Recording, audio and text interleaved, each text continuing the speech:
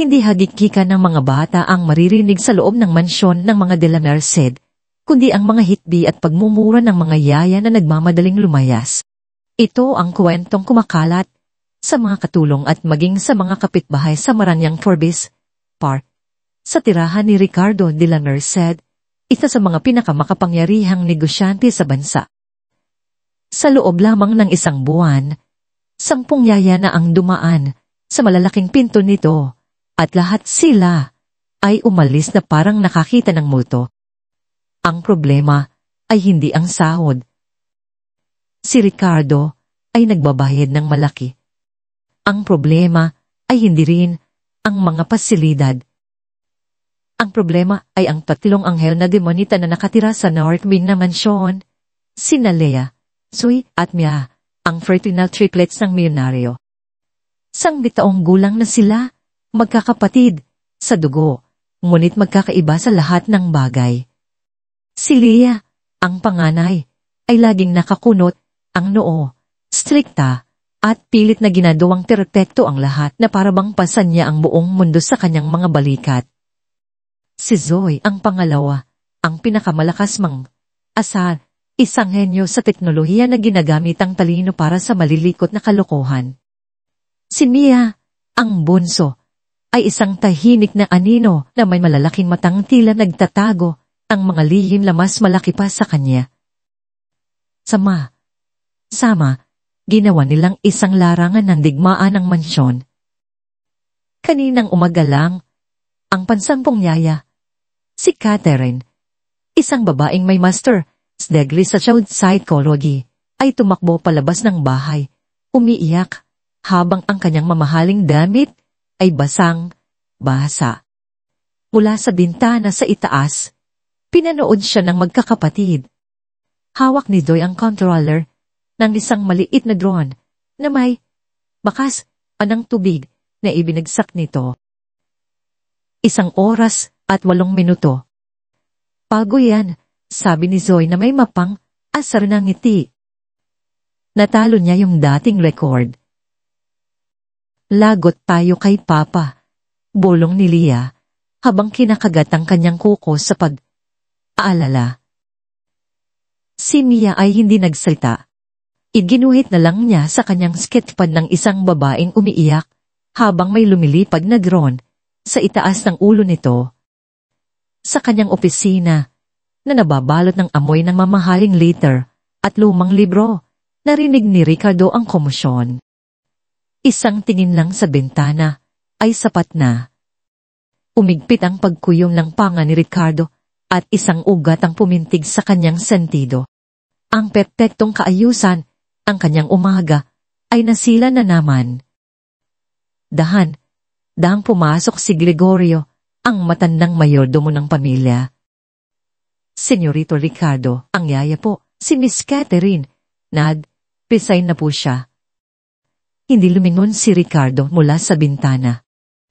Ang 10 sa 1 buwan, Gregorio. Opo, senyorito. Biglang humarap ang milyonaryo.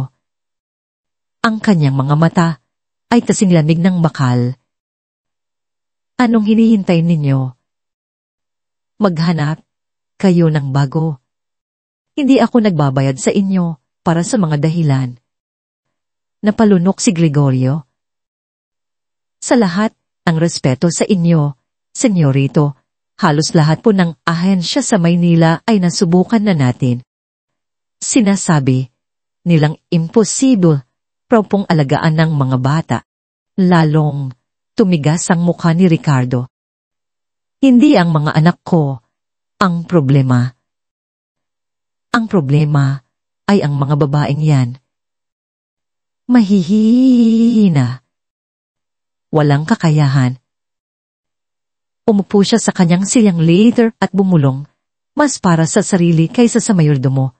Kung nandito lang si Elena, hindi mangyayari ang lahat ng ito. Ang pangalan ng kanyang yumahong asawa ay lumutang sa hangin na parang isang multo.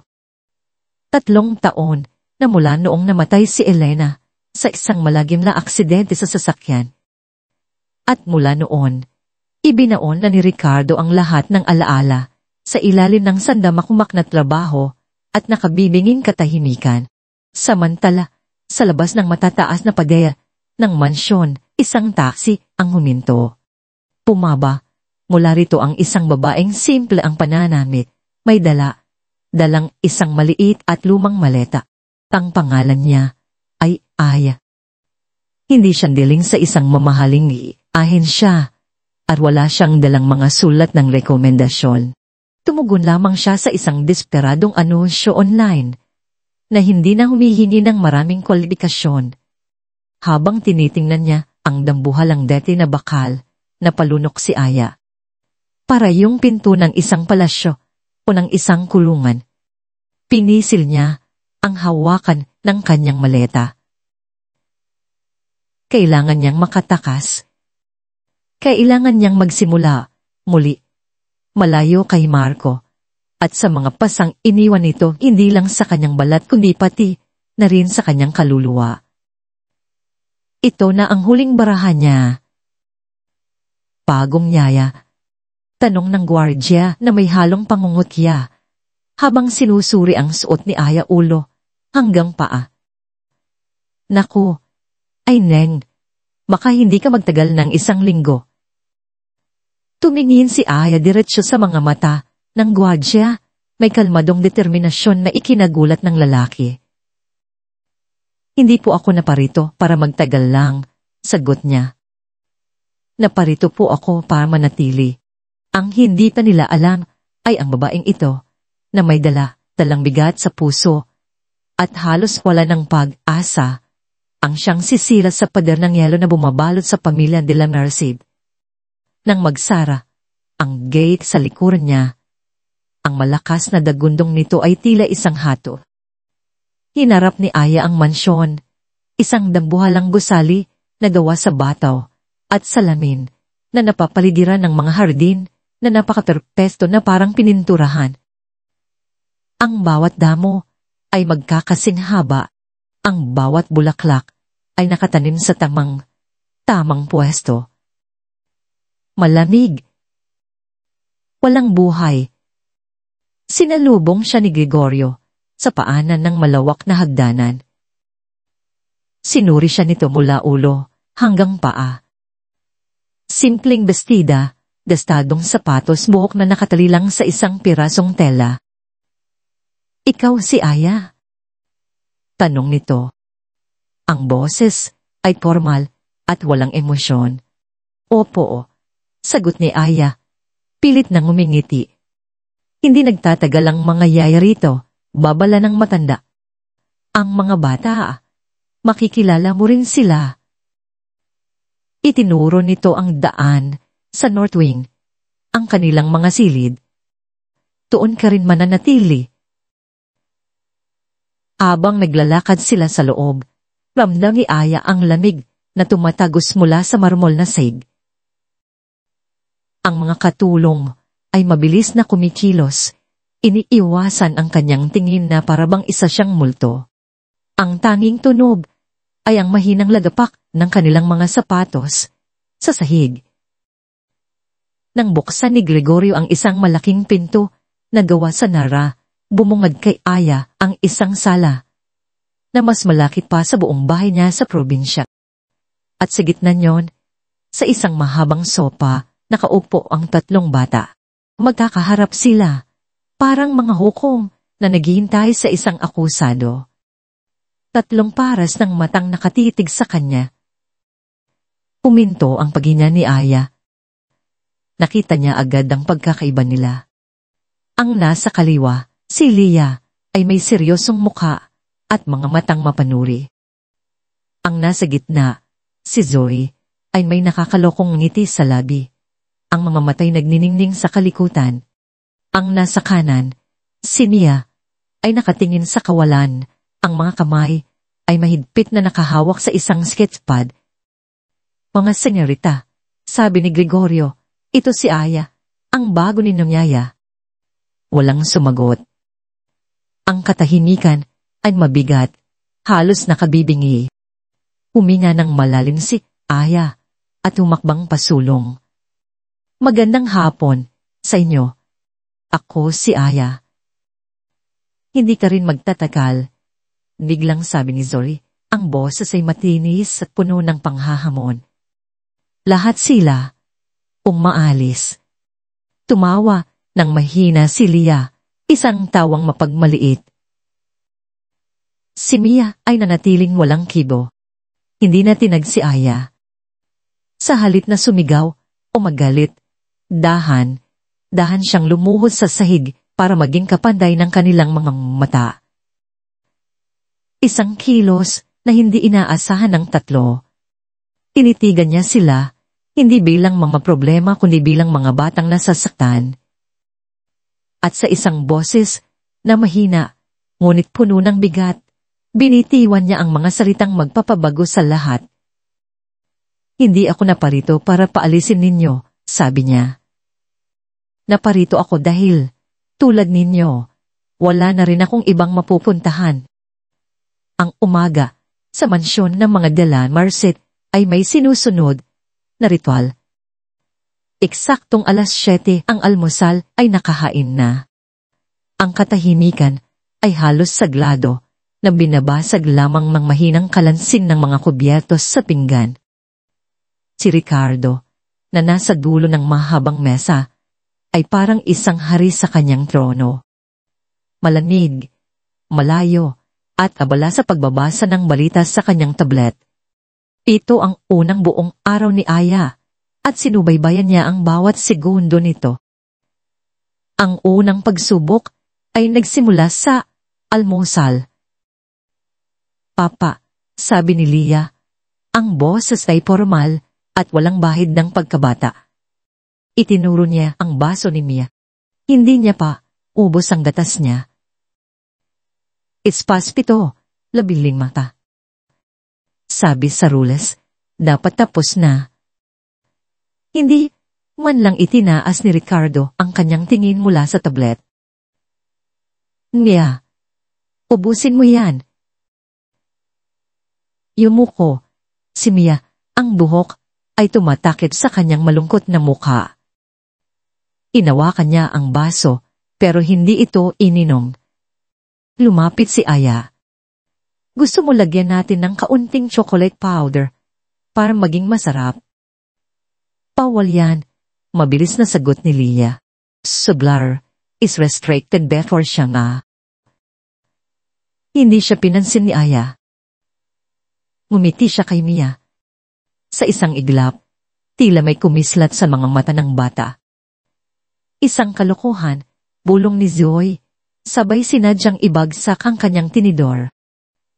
Gumawa ito ng malakas na ingay sa sahig.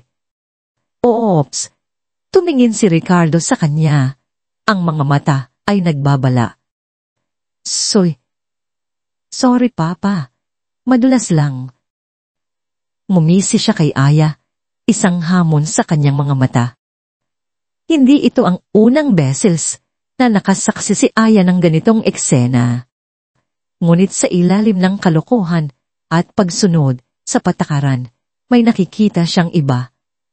Hindi ito simpleng pagsuway. Ito ay isang sigaw. Isang sigaw na walang nakakarinig. Pagkatapos ng almusal, nagsimula ang tunay na laban. Ang unang opensiba ay galing kay Zoe. Habang si Aya ay naghahanda para sa kanilang online classes, biglang nawala ang internet connection sa buong Mordwain. Naku, mukhang nasira ang Mi. Cry, sabi ni Zoe na may peking pag-aalala. Paano na tayo mag-aaral niyan? Sayang naman. Alam ni Aya na hindi ito aksidente. Pumasok siya sa silid, aralan kung saan nakalagay ang mga gamit pang teknolohiya ng mga bata. Sa isang sulok, nakita niya ang laptop ni Zoe, itanghay, gaming laptop na mas mukhang control center ng isang spaceship. Ngumiti si Aya. 2 class ng tao ang kayang mag-disable ng Wii sa isang particular na lugar lang. isang professional o isang matalinong bata na maraming oras para mag-eksperimento. Sa halip na tawagin ng maintenance, umupo si Aya sa harap ng sarili niyang lumang laptop. Pagkalipas ng 10 minuto ng magbilis na pagtipa, bumalik ang signal ng Wi-Fi. Pero hindi lang yun ang ginawa niya. Soy, tawag niya, may kalmadong boses. Pakitingnan mo nga ang laptop mo. May mensahe yata para sa'yo. Nagtatakang binuksan ni Zoe ang kanyang laptop. Sa gitna ng kanyang screen na may wallpaper ng isang video game character, may isang simpleng notepad file na nakabukas. Ang nakasulat, magaling ang firewall mo, pero mas magaling ang sakin. Aya. Nanlaki ang mga mata ni Zoe. Tumingin siya kay Aya. Hindi na may pang-aasar, kundi may halong pagkamangha at inis. Paano? Paano niya nagawa yon? Sa unang pagkakataon, isang yaya ang sumagot sa kanyang hamon, gamit ang sarili niyang lingwahe. Ang sunod na pagsubok ay mas tahimik, pero mas mabigat. Galing ito kay Mia. Maghapon itong hindi nagsalita. Kapag tinatanong, tatango lang ito o iiling. Nagkulong ito sa isang sulok ng hardin kasama ang kanyang sketchpad. Hindi siya pinilit ni Aya na magsalita. Kumuha siya ng isang pirasong papel at lapis. Umupo sa damuhan, ilang talampakan ng layo mula kay Mia at nagsimulang gumuhit. Hindi niya sinubukang tingnan ang gawa ng mata. Kumuhit lang siya ng isang maliit na ibon na lumilita. Pagkalipas ng halos 1 oras na katahimikan, naramdaman ni Aya ang presensya sa kanyang tabi. Dahang lumapit si Mia at sumilip sa kanyang iginuhit. Hindi pa rin ito nagsalita, pero umupo ito sa tabi niya at ipinagpatuloy ang sariling pagguhit. Isang maliit na koneksyon, isang sinulid na nabuo sa gitna ng katahimikan. Si Lia naman ay may ibang taktika. Siya ang bantay. Bawat kilos ni Aya, inoobserbahan niya. Yaya, hindi mo pinunasan ng maliit na natapong tubig sa sahig. Yaya, 5 minutes late ka na sa paghahanda ng merienda. Yaya, sabi sa manual, dapat nakataas ang buhok mo sa isang buwan. Nakapusod lang yan. Sa bawat puna, mumingiti lang si Aya. Salamat sa paalala, Lia. Mabuti na lang nandiyan ka para siguraduhin na susunod ang lahat. Ang reaksyon na ito ay lalong nagpagulo kay Lia. Sanay siyang mainis, umatakot ang mga yaya sa kanya. Pero si Aya, dinagawa siyang kakampi. Nawawalan ng kapangyarihan ang kanyang mga salita. Ang hapon na yon, habang ang tatlo ay tila napagod na sa kanilang mga pagsubok, naganap ang pinakamalaking hamon. Sa sala may isang mamahaling florera, nagawa sa Italian, crystal. Regalo iyon ng yumaong si Elena kay Ricardo noong kanilang unang anibersaryo. Nakapatong ito sa isang maliit na mesang gawa sa mahogany. Simbolo ito ng perpektong kaayusan na gusto ni Ricardo. Dumaan si Zoe sa tabi nito. Sa isang aksidenteng pagkilos, nasagi ng kanyang siko ang mesa. Ang tunog ng nababasag na kristal ay matinis at nakabibingi sa katahimikan ng mansyon. Sumabog ito sa libong piraso sa marmol na sahig. Libong kumikinang na luha. Katahimikan. Isang mabigat at aabang na katahimikan. Napahaguhol, si Lia na napahawak sa kanyang bibig. Lagot ka na, napaatras si Mia, lalong humigpit ang iyakap sa kanyang sketchpad. Nakatayo lang si Zoe. Taas, noo, may mapanghamong tingin. Pero, makita ni Aya ang isang tislap ng takot sa kanyang mga mata. Inihintay niya ang pagsabog, ang sigaw, ang parusa. Pero wala ni isa man, sa mga yon, ang ginawa ni Aya. Tiningnan niya ang basag na florera, at pagkatapos ay tumingin siya kay Zoe. Wala itong galit. Mayroon itong lungkot. Dahan siyang lumapit, lumuhod, at maingat na pinulot ang malalaking piraso ng bubog. Mag-ingat kayo, mga bata. Huwag kayong lalatit, baka masuglatan kayo, mahina niyang sabi. Natigilan si Zoe. Hindi mo ba ako isusumbong kay Papa?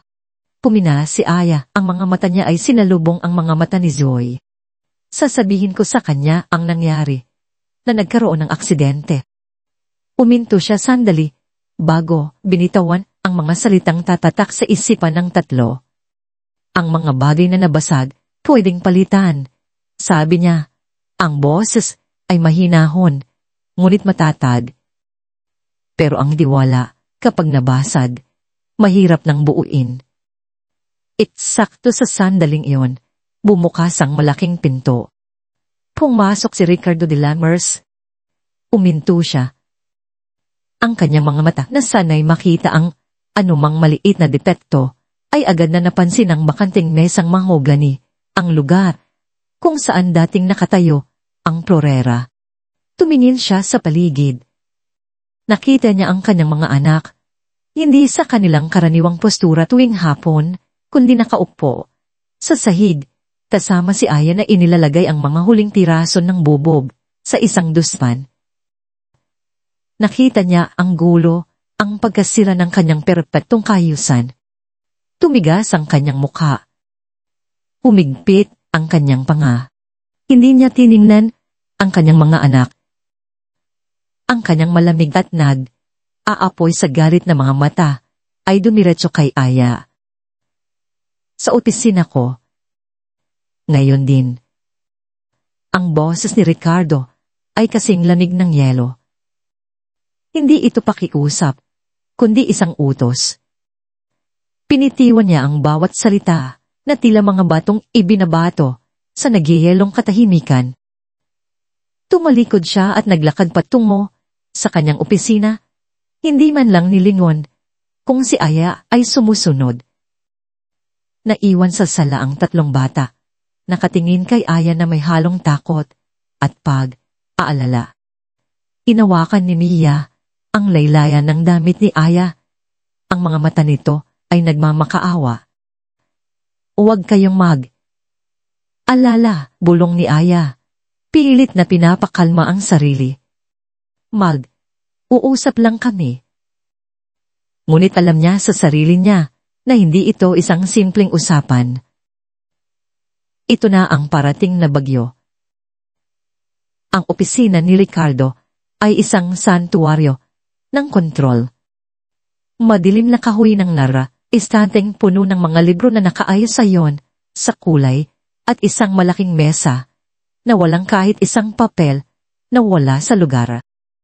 Ang tanging personal na bagay ay isang malaking portrait ni Elena, ang kanyang yumaong asawa, na nakangiti mula sa isang silver frame, isang paalala ng kagalakang hindi na matatagpuan sa mansyon. Nakatayo si Ricardo, malapit sa bintana, nakatalikod sa pinto. Isara mo ang pinto. Sinunod ni Aya ang utos. Ang click ng seradura ay tila isang hatol na nagkulong sa kanya, kasama ang isang mabangis na hayop. Ano ang ibig sabihin ng eksena kanina? Tanong ni Ricardo. Ang boses ay mababa at mapanganin. Isang aksidente po, senyorito. Nabasag po ni Joy hindi ang florera ang tinutukoy ko. Putol niya. Dahang humahara. Ang kanyang mga mata ay aapoy. Ang tinutukoy ko ay ang gulo. ang paglalaro sa sahig, ang paglabag sa mga patakaran ng pamamahay na ito. Nagkakatuwaan lang po sila. Hindi kita binabayaran para magkatuwaan. Tumaas ang boses ni Ricardo. Pinabayaran kita para sa isang bagay, disiplina, kaayusan. Para siguraduhin lumaki silang mga de la Merced, hindi mga batang kalye na walang modo. Huminga ng malalim si Aya. Pinitigilan ang panginginig ng kanyang mga kamay. Sa lahat ng respeto, senyorito, hindi po kawalan ng modo ang pagiging bata. Isang mapaklang tawa ang kumawala sa mga labi ni Ricardo. Lumapit siya sa mesa. Ang bawat hakbang ay mabigat. At ano ang alam mo sa pagpapalaki ng isang de la Merced? Galing ka sa probinsya. Wala kang alam sa mundong ito. Ang kailangan nila ay istruktura, hindi mga laro at kwentong walang katuturan. Ang kailangan po nila ay isang ama, diretsyong sagot ni Aya. Natigilan si Ricardo. Ang mga salita ay tumama sa kanya na parang isang sampal. Humigpit ang kanyang panga at isang ugat ang pumintig sa kanyang leeg. Ano ang sinabi mo? Alam ni Aya na tumatawid na siya sa isang mapanganib na linya, pero hindi siya maaaring kumatras. Sinabi ko po na kailangan nila ng ama, na nakikita sila, hindi lang ang mga patakaran na sinusunod nila. At sino ka para sabihin sa akin kung paano maging ama? Sigaw ni Ricardo. Ang kontrol niya ay unti nang nawawala. Isang hamak na yaya lang na pinulot ko kung saan dahil wala ng ibang gustong pumasok sa pamamahay na ito. Sa puntong yon, may nagbago kay Aya. Nawala ang kanyang takot. Napalitan ito ng isang matatag na determinasyon. Tinitigan niya si Ricardo, hindi na bilang amo kundi bilang isang lalaking nagtatago. Amo po kayo, sabi niya. Ang boses ay kalmadong, ngulit may tarin. Isa lang akong yaya. Pero sa loob ng isang araw, nakita ko ang isang bagay na pilit ninyong tinatakasan sa loob ng 3 taon. Napakunot ang noo ni Ricardo. Ano ang pinagsasabi mo? At dito, na binitiwan ni Aya ang katotohanan ng walang sino man ang nangahas na sabihin sa kanya. Hindi ka natatakot na lumaki silang swel, senyorito. Dahan niyang sabi. Ang kinatatakutan mo ay makita silang ngumiti. Isang nakabibinging katahimikan ang bumalot sa silid. Ang kinatatakutan mo, pagpapatuloy ni Aya, ang boses niya ay nanginginig sa bigat ng emosyon, ay narinig silang tumawa. Dahil ang mga ngiti nila, ang mga tawa nila ipinapaalala sa iyo ang asawa mo. Yan na yon. Ang katotohanang bumaon, na parang punyal. Ang mukha ni Ricardo ay namutla at pagkatapos ay namula sa matinding galit. Sa isang iglap, tila isang hayop ang kumawala mula sa hawla. Biglang humakbang si Ricardo at tila bakal na hinawakan ang braso ni Aya. Sino ka para banggitin siya? Halos pabulong niyang sabi. Ang bawat salita ay puno ng lason at sakit. Wala kang alam. Naramdaman ni Aya ang sakit ng pagkakahawak. Pero hindi siya nagpakita ng takot. Sa halip, buong lakas niyang hinila ang kanyang braso palayo sa kanya. Hindi ko man alam ang sakit na pinagdaanan ninyo, sabi niya habang hinihimas ang namumula niyang braso. Pero alam ko ang nakikita ko, isang amang tumatakbo palayo sa sarili niyang mga anak. Tapos na, umalingaw-mawang sigaw ni Ricardo sa buong opisina. Itinuro niya ang pinto, ang kanyang kamay ay nanginginig sa galit. Lumayas ka, Yuri Farad. Kunin mo ang mga gamit mo At kumalis ka sa pamamahay ko ngayon din. Nakatayo lang si Aya. Ang kanyang puso ay dumadagundong, pero ang kanyang mga mata ay hindi umiiwas sa tingin ni Ricardo. Tatanggapin na sana niya ang kanyang kapalaran. Mulit sa gitna ng mabigat na katahimikan, isang matinis na tunog ang biglang pumunit sa hangin. Ang intercom sa mesa ni Ricardo. Hindi niya ito pinansin. Tumunog itong muli, mas mapilit. Sa wakas, pagdabog, na't pinindot ni Ricardo ang buton. Ano? Paumanhin po. Senyorita, narinig ang boses ni Gregorio. Nanginginig. Nasa kabilang linya po si Doña Pilar, ang ina po ni Senyora Elena. Ang pangalan ay parang isang pitsel ng malamig na tubig na ibinuhos sa aapoy na galit ni Ricardo. Bigla siyang natigilan. Ang kulay sa kanyang mukha ay nawala. Napatingin siya sa kawalan, ang kanyang isip ay biglang napuno ng isang bagong problema, isang mas malaking banta. Si Donna Pilar. Ang biyela niyang sinisisi siya sa pagkamatay ni Elena at gusto nitong bumisita sa katapusan ng linggo. Hindi maaari. Hindi ngayon na wala siyang yaya at magulo ang lahat. Dahan, ibinaba niya ang kanyang tingin. Tumingin siya kay Aya. Hindi nagalit ang nakita ni Aya sa mga mata nito, kundi isang bagay na mas masahol pa, isang malamig na kalkulasyon. Naipit siya at alam nilang pareho iyon. Ang utos na lumayas ka ay nakabitin pa rin sa hangin, ngunit wala na itong bigat. Napalitan ito ng isang hindi sinasabing katotohanan. Sa ngayon, kailangan pa niya si Aya. At ang katotohanan iyon ay mas masakit pa para kay Ricardo kaysa sa anumang salitang binitiwan ni Aya. Ang araw pagkatapos ng sigwa ay may dalang kakaibang katahimikan. Hindi ito ang karaniwang malamig at sa pilitang katahimikan na ipinapataw ni Ricardo. Ito ay isang katahimikang may bigat, puno ng mga hindi sinasabing tanong at aabangan na damdamin. Si Ricardo ay nagkulong sa kanyang opisina maghapon.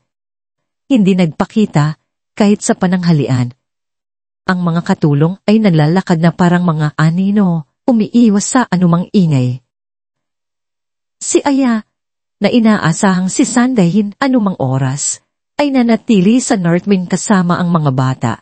Pero may nagbago. Wala ng mga patibong mula kay Zoe.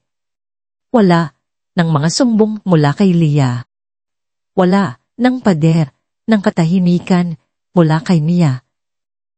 Sila'y magkakasama sa kanilang silid, aralan, pero hindi sila aaral. Nakaupo lang sila, bawat isa ay abala sa sariling mundo, ngunit ang kanilang mga mata ay palihim na sumusulyap kay Aya.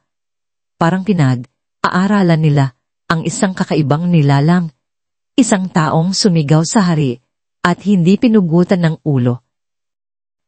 Si Zoe ang unang bumasag sa katahimikan. Hindi kanya sinisante, sabi nito. Hindi isang tanong, kundi isang pagtatakang may halong respeto. Umiling si Aya. Hindi pa, dahil darating si Lola Pilar. Sabi ni Leah, na tila naunawaan na ang estratahiya sa likod ng lahat.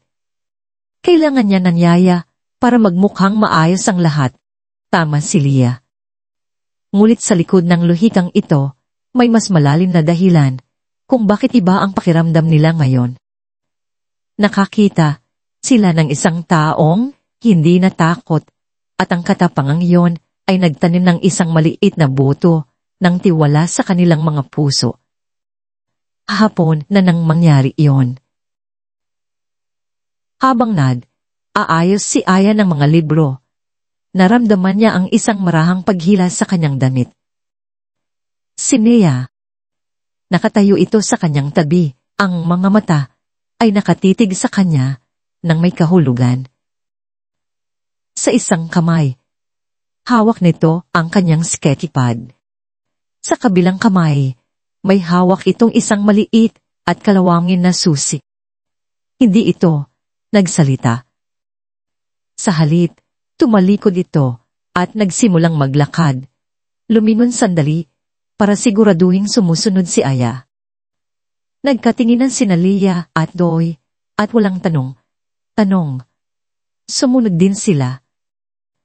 Dinala sila ni Nia palayo sa maranyang bahagi ng mansyon, patungo sa isang pasilong bihirang daanan. Sa dulo nito ay isang makitid at paikot. Ikot na hagdanan na papunta sa ate. Bawal tayo diyan, agad na sabi ni Leah. Utos ni Papa. Hindi pinansin ni Nia ang babala. Ipinasok niya ang susi sa lumang seradura. Hindi ito umikot. Ako na, sabi ni Zoe. Mula sa kanyang bulsa, kumuha siya ng isang paperclip at isang maliit na piraso ng metal. Sa loob ng ilang segundo, sa isang mahinang click, bumukas ang pinto. Sinalubong sila ng makapal na alikabok na sumasayaw sa sinag ng araw mula sa maliit na bintana sa bubong. Ang hangin ay amoy ng lumang papel at mga alang nakalimutan. Ang silid ay puno ng mga lumang kasangkapan na natatakpan ng tuting kumot, parang mga multo ng nakaraan. Diretsyong naglakad si Nia patungo sa isang sulok. Doon, sa ilalim ng isang bintanang bilog, ay may isang malaking bao na gawa sa kahoy. Ito ang kanilang lihin. Itinuro ito ni Nia kay Aya. Buksan mo, bulong niya, ang unang salitang binitiwan niya sa buong araw. Dahang itinaas ni Aya ang mabigat na takip ng baul. Ang bumumad sa kanya ay hindi ginto o anumang kayamanan, kundi mga piraso ng isang buhay na pilit na ibinaon sa limot. Ang kahon ng mga alaala ni Elena. Naglalaman ito ng mga album ng litrato, mga sulat, at mga munting bagay. Kinuha ni Leah ang isang album. Naroon ang mga litrato ng kanilang ina, isang babaeng may ngiting nagbibigay liwanag sa buong mundo. Isang litrato kung saan karga. Kala niya silang tatlo. Mga sanggol pa lamang. Ang mukha niya ay puno ng pagod, ngunit umapaw sa kaligayahan. Naalala ko ang araw na yan, mahinang, sabi ni Leah, habang isang butil ng luha ang pumatak sa pahina. Kinuha naman ni Zoe ang isang maliit na music box. Nang buksan niya ito, isang pamilyar na hinigang tumugtog, ang kantang laging kinakanta ng kanilang ina para patulugin sila. Napapikit si Zoe, pinipigilan ng sariling emosyon. Pero si Mia, ang kinuha niya ay isang sutlang bandana na may mahina, ngunit pamilyar na amoy ng lavender. Niyakap niya ito at isinubsob ang kanyang mukha dito. Doon, sa unang pagkakataon sa harap ng ibang tao, umagulgol siya ng walang tunog. Ang kanyang maliliit na balikat ay naninginig. Umupo si Aya sa sahig sa gitna nilang tatlo. Hindi niya sila pinatahan. Hindi niya sinabing, "Huwag kayong umiyak." Sa halip, inayaan niya silang ilabas ang lahat ng sakit na matagal na nilang kininghin. Kinuha niya ang isang maliit na diyay. Pinuksan niya ito sa isang pahina at binasa ng malakas. Ang boses niya ay malumanay. 5 ng Hunyo. Sabi ni Ricardo, kamukha ko raw si Leah kapag seryoso. Si Zoe naman, nakuha ang pagiging pilosopo niya sa kanya. At si Mia, ang munting anghel namin. Minsan natatakot ko, paano ko sila papalakin sa mundong ito. Pero kapag tinitingnan ko sila Alam kong kahit anong mangyari, ang pagmamahal namin ni Rick ang magiging gabay nila. Isinara ni Aya ang diary. Tumingin siya sa magkakapatid na ngayon ay sabay nang umiiyak. Niyakap niya si Nia. Hinawakan niya ang kamay ni Lia. Nguniti siya kay Zoe. Sa unang pagkakataon, ang sakit ay hindi na nila dinadala ng mag-isa. Nagkaroon ito ng kasama. Sa gitna ng kanilang pagbabahaginan, hindi nila namalayan ang mahinang pagbukas ng pinto. Si Ricardo, na naghahanap sa kanyang mga anak, ay sinundan ng katahimikan patungo sa attic. Nakita niya ang siwang sa pinto at narinig ang boses ni Aya na nagbabasa. Narinig niya ang pangalan ni Elena. Narinig niya ang mga hikbi ng kanyang mga anak. Nasilayan niya ang isang eksenang hindi niya akalaing makikita. 4 na tao sa sahig, pinapalibutan ng mga alang pilit niyang tinakasan. Sa loob ng madilim at maalikabok ng silid na yon, may isang bagay na nabubuhay. Isang bagay na matagal na niyang pinatay sa buong mansyon. Hindi siya pumasok. Hindi siya nagsalita. Nakatayo lang siya sa labas ng pinto, nakatago sa dilim. Ang kanyang mga kamay ay nakakuyom ng mahigpit. Sa kanyang tagiliran, ang kanyang mga kuko ay bumaon sa kanyang palad. Isang laban ang nagaganap sa kanyang loob. Isang laban sa pagitan ng galit na nararamdaman niya sa pagsuway na ito at isang sakit na biglang sumuntok sa kanyang puso. Dahan siyang tumalikod. Ang bawat hakbang ay mabigat na parabang pasan niya ang bigat ng lahat ng multong nakatago sa silid na yon. Ang pagdating ni Doña Pilar ay parang isang malamig na hangin na biglang pumasok at pinatay ang lahat ng natitirang init sa mansyon. Tumating siya sakay ng isang itim na Mercedes-Benz na kumiksi sa ilalim ng araw. Pumaba siya mula rito na tila isang reyna, ang kanyang buhok ay perpetong nakaayos, ang kanyang damit ay may tatak ng isang sikat na taga-disenyo, at ang kanyang mga mata, na nakatago sa likod ng mamahaling salamin, ay sinusuri ang lahat na parang naghahanap ng dumi. Si Gregorio at ang iba pang katulong ay nakayuko habang naglalakad siya papasok. Ang takong ng kanyang sapatos ay gumagawa ang matinis na tunog sa marmol na sahig. Tunog ng kapangyarihan. Tunog ng paghatl. Ricardo, bati niya sa kanyang manugang, hindi ng isang yakap, kundi ng isang halik sa hangin na hindi man lang dumampi sa pisngi nito. Mukhang pagod ka. Ang pamamalakad ba ng Delamerced Tahodings ay nagiging masyadong mabigat para sa'yo? Isang tanong na may talin. Ang mga bata ay nakatayo sa isang perpektong linya na inihanda ni Lia kanina pa. Magandang hapon po, Lola. Sabay nilang bati. Sinuri sila ni Doña Pilar mula ulo hanggang paa. Lia, bakit may gusot ang laylayan ng bestida mo? Soy, masyadong magulo ang pagkakatali ng buhok mo, at ikaw, Mia. Bumaba ang tingin niya sa siketipad na mahigpit na hawak ng bata. Kailan mo ba bibitawan niyang papel na yan at haharapin ang totoong mundo? Bawat salita ay parang isang karayong na tumutusok. Napayuko ang mga bata. At doon, sa likuran nila, nakita ni Donna Pilar si Aya. Tinaas niya ang kanyang kilay. At, sino naman ito? Siya po si Aya, inay.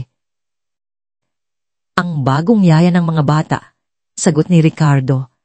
Ang boses ay formal at walang emosyon. Nilapitan ni Donna Pilar si Aya at inikutan ito na parang isang bihirang hayop sa isang zoo. Isang probinsyana, sabi niya, sapat na para marinig ng lahat. Ricardo, sa lahat ng pera mo, dito ka lang nakapulo. Hindi niya inintay ang sagot. Sana naman, sabi niya kay Aya, alam mo kung paano sumunod sa patakaran. Ang buong hapon ay isang pagsubok sa pasensya. Pinuna ni Doña Pilar ang alikabok sa mga muebles na siya lang ang nakakita. Inutos niyang palitan ang mga bulaklak sa florera dahil masyadong mura ang kulay. At sa bawat pagkakataon, ang kanyang mga mata ay laging bumabalik kay Aya, naghahanap ng kahit anong pagkakamali. Ang pagsabog ay nagdanap sa hapunan. Ang hapag, kainan ay nakahanda na parang para sa isang tiging. Kumpletong mga kubyertos na pilak, mga kopitang kristal, at mga pagkain inihanda ni Manang Rosa. Ang katahimikan ay mabigat. Bawat pagmuya, bawat inom ng tubig, ay tila isang malakas na ingay. Si Mia na nakaupo sa tabi ni Doña Pilar ay nanginginig sa kaba. Ang bawat kilos niya ay tila binabantayan. Habang sinusubukan niyang abutin ng pitsal ng tubig, ang kanyang maliit na kamay ay dumulas.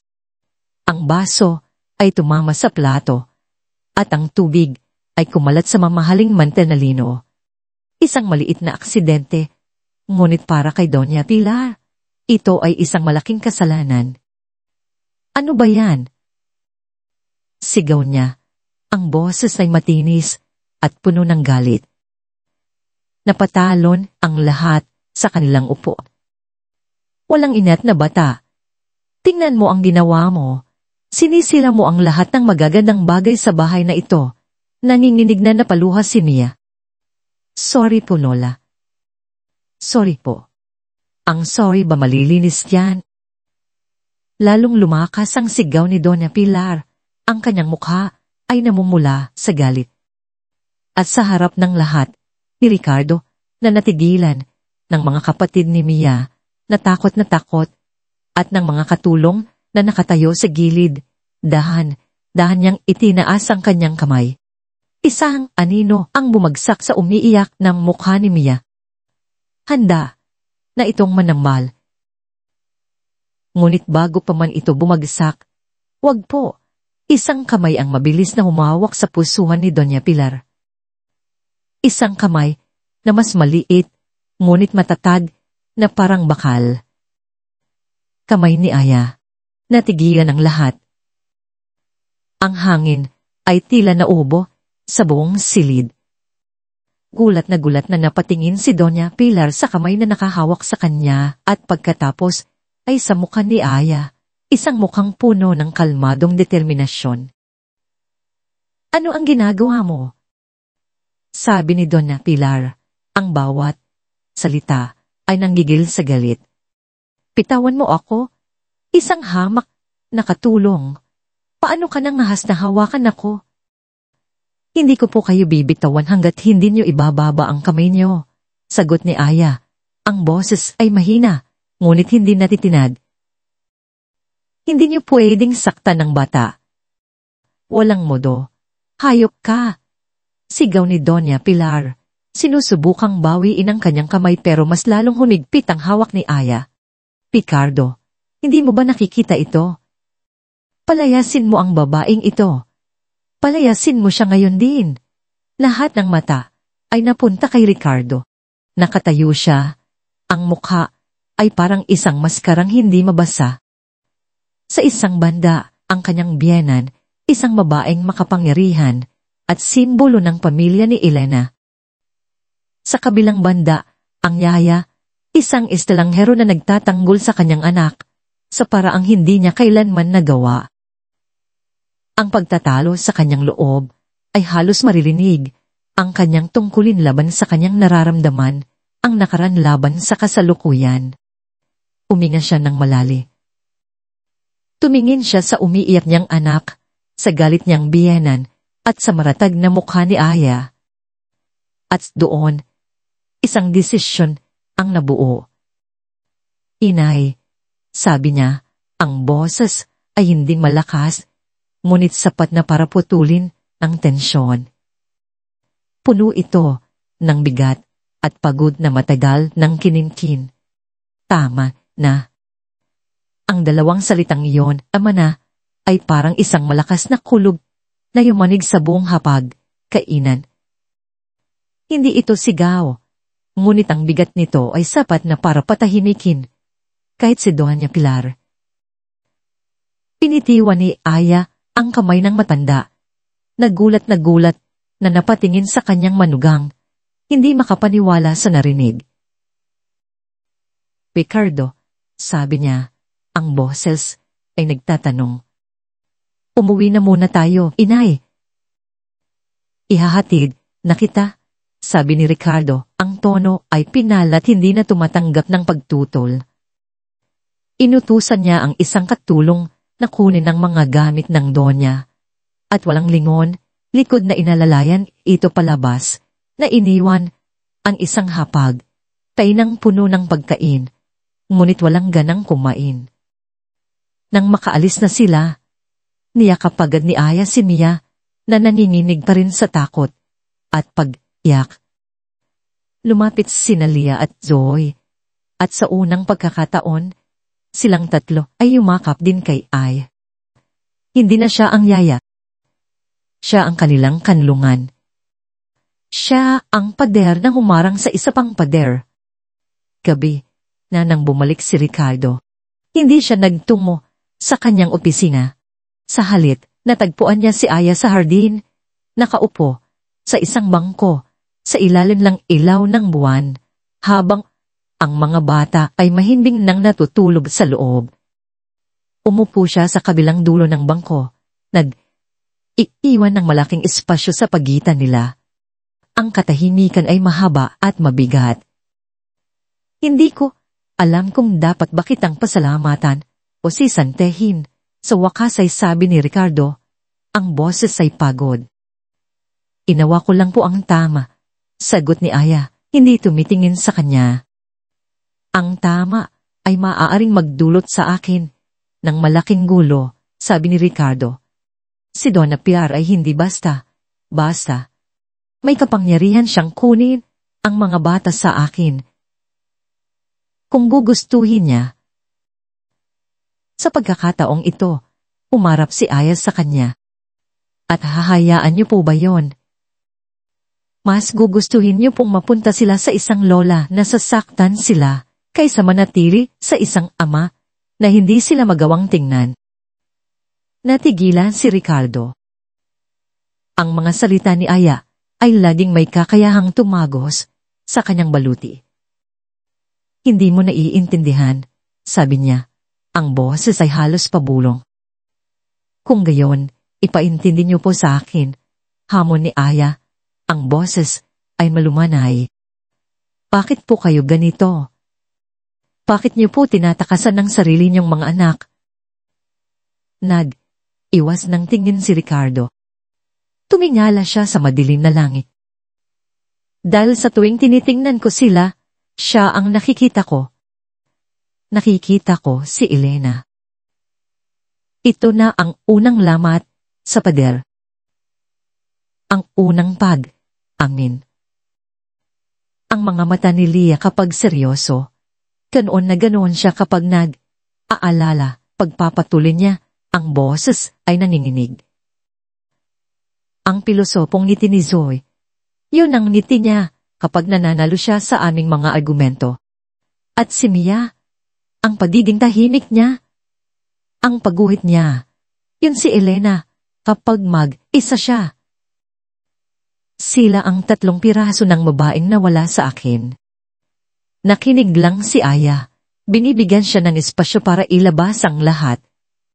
At ang pinakamasakit sa lahat, uminto siya. Napalunok na para bang ang susunod na mga salita ay mga bubog na lalabas sa kanyang lalamunan. Ang pinakamasakit ay ang malaman na ako ang dahilan kung bakit siya nawala. Napatingin si Aya. Naguguluhan. Ako ang nagmamaneho ng gabing iyon amin ni Ricardo. Ang mga mata ay puno ng sakit na hindi pa kailanman nakita ni Aya. Nag-aaway kami. Isang maliit na bagay lang. Nawala ang tingin ko sa kalsada, kahit 1 segundo lang. At sa 1 segundong yon, nawala ang lahat. Ang bigat ng amin, ay bumalot sa kanilang dalawa. Ito ang dahilan. Ang cross, pasan niya sa loob ng 3 taon. Hindi lang ito lungkot. Ito ay pagkakasala. Kaya hindi ko sila kayang tingnan, bulong niya. Dahil sa tuwing tinitingnan ko sila, naaalala ko na ninakaw ko ang kanilang ina at kinasusuklaman ko ang sarili ko para doon. Sa pagkakataong yun, hindi na isang amo ang nakita ni Aya. Nakita niya ang isang taong wasak. Dahan siyang lumapit, inalis ang espasyo sa pagitan nila. Hindi niya siya hinawakan. Umupo lang siya sa tabi niya. Alam niyo po ba kung ano ang pinagdadaanan ng isang batang lumaki na iniwan? Anong ni Aya? Ang boses ay mahina. Napatingin si Ricardo sa kanya. Nagtataka. Lagi mong iniisip na kasalanan mo. Pagpapatuloy ni Aya, ang mga mata ay malayo. Na, baka may ginawa kang mali. Na baka hindi ka sapat. Ganoon po ang nararamdaman ng mga anak ninyo ngayon. Hindi dahil sa namatay ang nanay nila, kundi dahil sa pakiramdam nila, namatay na rin ang tatay nila. Tumayo si Aya. Handa nang umalis. Pero bago siya tumalikod, nagsalita siyang muli. Ang pagtakas niyo po, sa sakit, yun po mismo ang nagbibigay ng sakit sa kanila. Iniwan niya si Ricardo na isa sa ilalim ng buwan. Isa kasama ang mga multo ng kanyang nakaraan at ang katotohanang isinampal sa kanya. Nang gabing iyon, hindi natulog si Ricardo sa kanyang silid. Pumasok siya sa kanyang opisina. Binuksan ng isang bote ng mamahaling alak at naupo sa dilin. Tinitigan niya ang portrait ni Elena na nakangiti. Patawarin mo ako, bulong niya sa larawan. Hindi ko alam kung paano. At isang luhang mainit ang kumatak mula sa kanyang mga mata. Ang unang luha sa loob ng 3 taon. Samantala, bago matulog si Aya, may kumatok sa kanyang pinto. Si Manang Rosa, ang matandang kusinera. May dala itong isang luma at makapal na photo album. Matagal ko nang gustong ibigay ito sa iyo, Tia, sabi ng matanda. Ito ang mga litrato ni Senyora Elena noong bata pa siya, hanggang sa ikasal sila ni Senyorito. Pinuksan ni Aya ang album. Mga larawan ng isang masayang pamilya. Mga larawan ni Ricardo na tumatawa, na nakangiti. Isang Ricardong hindi niya pa nakikilala. Ang kailangan ng alaga ko ay hindi isang taong magpapakalimot sa kanya, sabi ni Manang Rosa. Ang mga mata ay puno ng karunungan. Ang kailangan niya ay isang taong tutulong sa kanyang makaalala. Ang mansyon ay nanatili sa isang marupok na estado ng kapayapaan sa sumunod na mga araw. Si Ricardo ay hindi na kasing lamig ng dati. May mga pagkakataong nakikita siya ni Aya na nakatingin sa mga bata. Isang kislap ng pananabik sa kanyang mga mata bago niya ito muling itago sa likod ng kanyang pader. Ang mga bata naman ay mas madalas nang ngumiti. Naglalaro sila, nagtatawanan, at si Aya ay laging nasa gitna nito, ang kanilang araw na nagbibigay liwanag. Tila isang bagong simula. Ngunit ang kapayapaan sa isang bahay na binuo sa ibabaw ng mga basag na pundasyon ay hindi kailanman nagtatagal. Ang gandi ni Donna Pilar ay hindi dumating sa anyo ng sigaw o pagbisita. Dumating ito sa anyo ng isang sobrang gawa sa mamahaling papel na may selyo ng isa sa pinakamalaking law firm sa bansa. Isang umaga, habang nag-aalmusal, dumating ang mensahero. Iniabot ito kay Ricardo na binuksan ito ng walang interes, iniisip na isa lamang itong karaniwang dokumento mula sa opisina.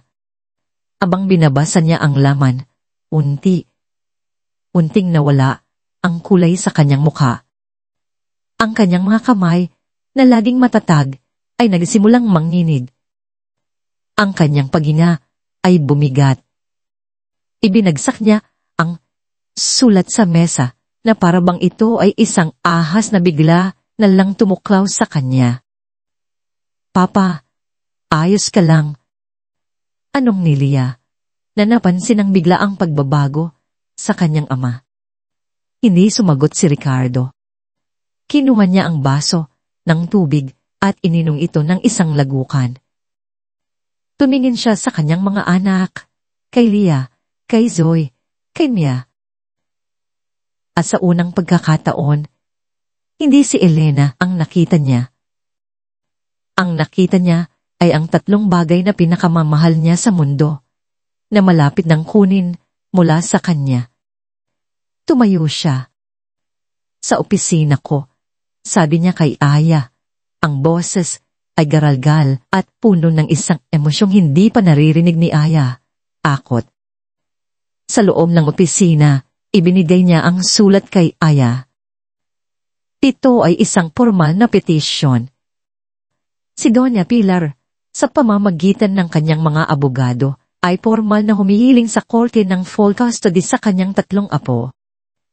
Pinasa ni Aya ang mga dahilan, psychological instability ng ama na ipinapakita sa kanyang pagiging malayo at pagpapabaya sa emosyonal na pangangailangan ng mga anak.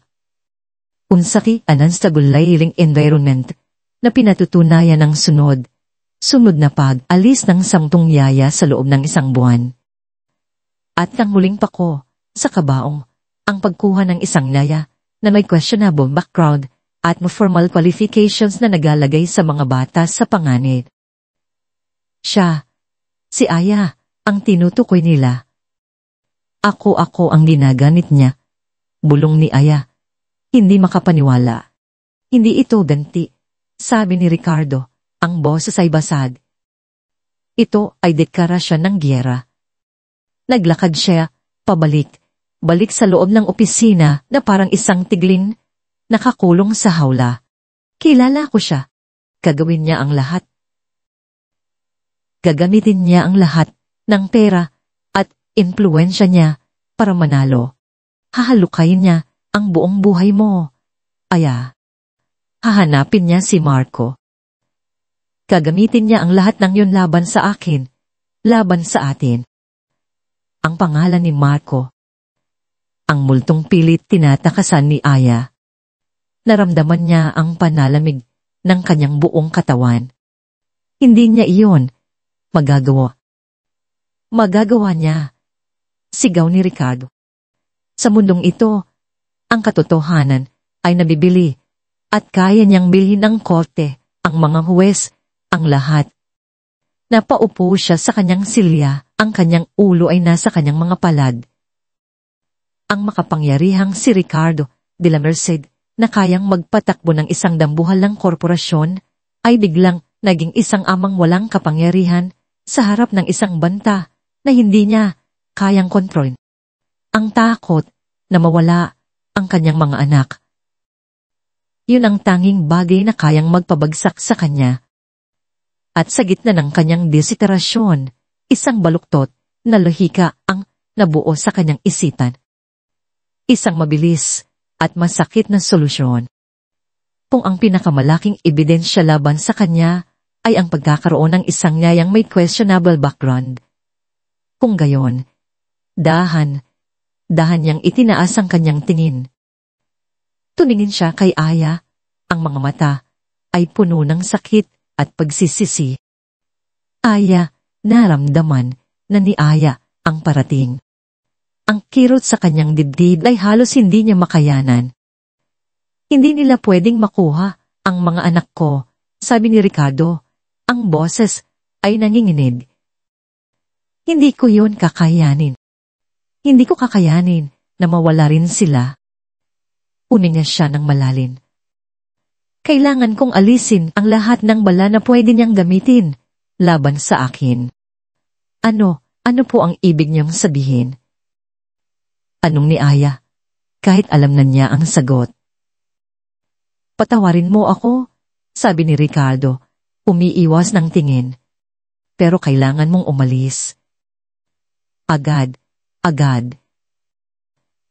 Ito ang tanging paraan para maprotektahan ko ang mga anak ko. Ang mga salita ay parang isang patalim na direktang tumusok sa puso ni Aya. Ang sakit ay mas matindi pa kaysa sa mga suntok ni Marco. Dahil dito, hindi lang katawan niya ang nasaktan, pati ang kaluluwa niya. Senyorito, wag po, pagmamakaawa niya.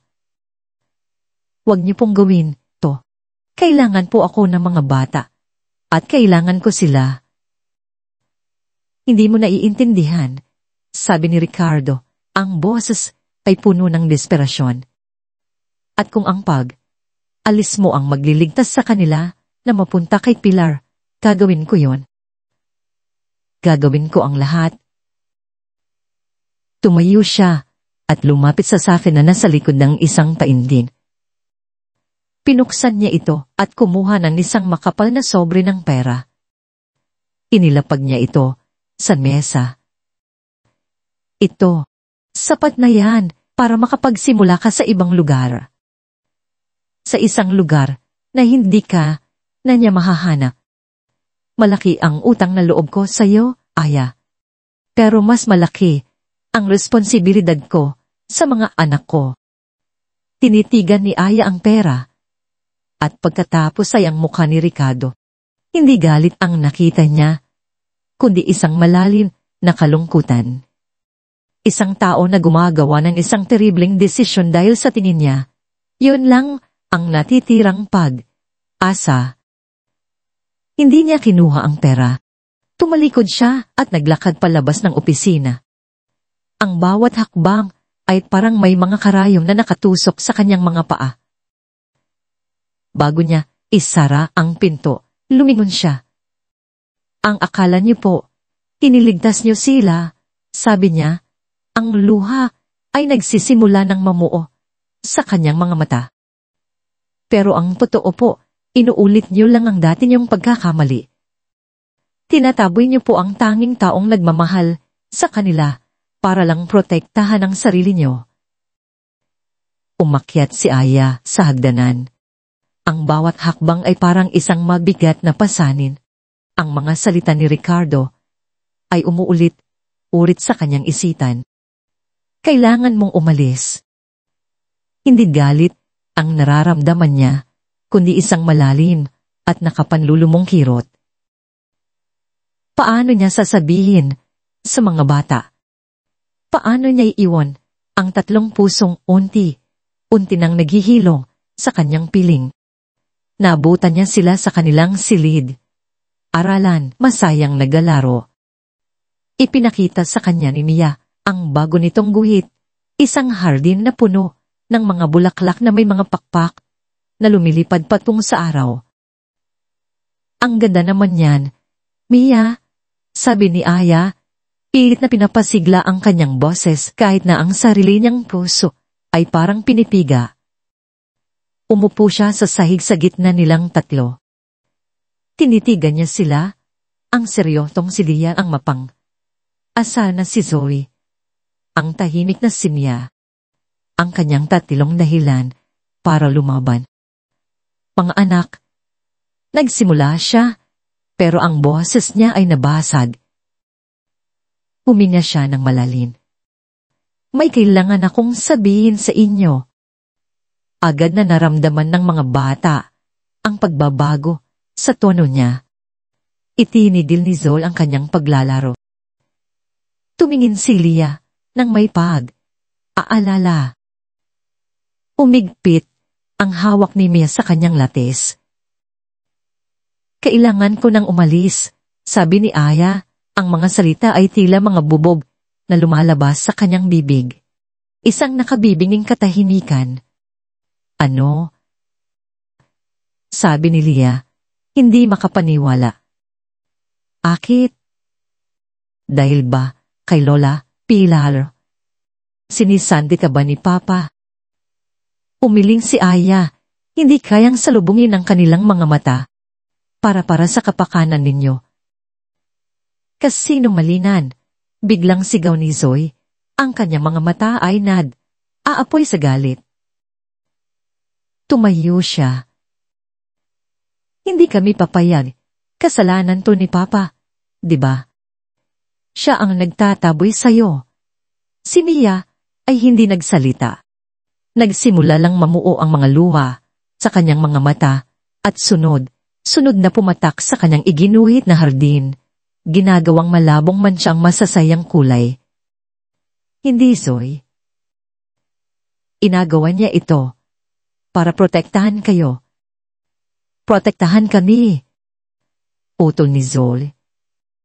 Paano niya kami poprotektahan kung tinatanggal niya ang iisang taong aalaga sa amin? Ang iisang taong hindi natatakot sa kanya. Ang iisang taong nagturo sa amin kung paano ulit ngumiti. Hindi na nakasagot si Aya. Tumakbo si Zoe palabas ng silid. Sumunod si Lia. Hinila niya si Mia na ayaw bumitaw sa kamay ni Aya. Halika na, sabi ni Lia. Ang boses ay matatag kahit na nanginginig. May gagawin tayo. Nagmadaling bumaba si Ricardo mula sa kanyang opisina nang marinig niya ang mga yabag. Inaasahan niya ang iyak, ang pagwawala. Ngunit hindi yun ang kanyang naabutan.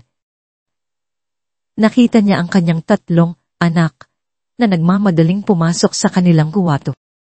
Bago pa siya makapagsalita, narinig niya ang isang malakas na click. Ang tunog ng seradurang isinasara. Iisa, magkakasama sila sa loob, at siya, ang kanilang ama, ay nasa labas. Kinatok niya ang pinto. Mga anak, Lia, buksan ninyo ang pinto. Walang sagot. Zoe, hindi ito nakakatuwa. Buksan niyo tumayon din. Katahimikan. Mia, anak, pakiusap. Halos magmakaawa na ang boses niya. Muli, katahimikan. Ngunit hindi ito ang karaniwang katahimikan ng mansyon. Ito ay isang katahimikang may bigat. Isang katahimikang puno ng pagsuway. Pagkaraan ng ilang sandali, may isang pirasong papel na idinaan sa siwang sa ilalim ng pinto. Isang bond paper na may sulat, kamay ng isang bata. Nakasulat gamit ang isang pulang Crayola. Malalaki at hindi pantay ang mga letra. Ibalik si Aya o wala na kayong mga anak. Pinulot ni Ricardo ang papel. Tinitigan niya ang mga salita. Ang bawat letra ay parang isang sampal. Ito na. Hindi na ito simpleng kalokohan. Ito ay isang aalsa, isang ultimatum. Samantala, sa kanyang silid, malungkot na iniligpit ni Aya ang kanyang mga gamit. Ang iilang damit niya ay madali lang na ipinasok sa kanyang lumang maleta. Nakita niya ang isang maliit na batong pinakintab ni Zoe at isang ginupit na papel na hugis, bituin mula kay Leah. Itinago niya ang mga ito na parang mga kayamanan. Handa na siyang isara ang maleta nang may marahan siyang narinig na kuwatok. Pumasok si Leah. Ang mukha ay seryoso, ngunit ang mga mata ay namumugto. Wala siyang sinabi. Sa halip, iniabot niya kay Aya ang isang nakatuping papel. Pinuksan ito ni Aya. Ito ay isang guhit ni Mia. 5 stick figures na magkakahawak, kamay sa ilalim ng isang malaking araw na nakangiti. Ang isa ay malaki, at may maikling buhok, si Ricardo. Ang 3 ay magkakasing laki, sila. At ang 5 na nakahawak sa kamay ng 3 ay isang babaeng may mahabang buhok at nakangiti rin. Si Aya. Isang pamilya. Isang buong pamilya. Tuol na bumigay ang lahat ng pinipigilan ni Aya. Niyakap niya ang papel at napahagulgol siya ng walang tunog. Ang kanyang puso ay nadudurog sa libong piraso. Sa labas ng kwarto ng mga bata, nakatayo pa rin si Ricardo. Hawak niya ang papel na may ultimatum. Narinig niya ang pagitbi ni Aya mula sa kabilang silid. Naramdaman niya ang bigat ng nakasarang pinto sa kanyang harapan. Inakala niyang pumipili siya sa pagitan ni Aya at ng kanyang mga anak. Ngayon niya napagtanto. Hindi iyon ang pagpipilian. Sa pagtataboy niya kay Aya, tinataboy na rin pala niya ang kanyang mga anak. Sa pagpili niyang protektahan sila, nawawala na pala sila sa kanya ng tuluyan. Nakatayo siyang isa sa pasilyo, napapalibutan ng katahimikan. At sa unang pagkakataon, naramdaman niya ang tunay na kahulugan ng pagkawala ng lahat. Nakatayo si Ricardo sa pasilyo, hawak ang papel na ultimatum, na parang isang hatol. Ang katahimikan ay mas mabigat pa kaysa sa anumang sigaw. Ang nakasarang pinto sa kanyang harapan ay hindi lang gawa sa kahoy. Ito ay isang pader na siya mismo ang nagtayo sa pagitan niya at ng kanyang mga anak. Sinubukan niyang Zoe, Mia. Pakiusap. Usap tayo. Walang sagot. Ang makapangyarihang Ricardo de la Merced na kayang magpabagsak ng mga karibal sa negosyo sa isang tawag lang ay walang magawa sa isang nakakandadong pinto sa sarili niyang pamamahay. Napasuntok siya sa padera sa tindi ng pagkadismaya. Hindi sa galit, kundi sa kawalan ng pag-asa. Napasandal siya rito at dahang napaupo sa sahig. Ang kanyang ulo ay nasa kanyang mga palad. Talo siya. At sa gitna ng kanyang pagkatalo, isang alaala ang biglang pumasok sa kanyang isipan. Isang silid na matagal na niyang kinalimutan. Isang silid na ipinagbawal niya sa lahat. Ang atik. Tumayo siya, isang bagong determinasyon ang nabuo sa kanyang mga mata. Hindi na siya tatakbo. Oras na para harapin ang mga multong matagal na niyang tinatakasan. Ang pag-akyat sa makitid na hagdanan ay parang isang paglalakbay pabalik sa nakaraan. Bawat hakbang ay maalikabok at mabigat.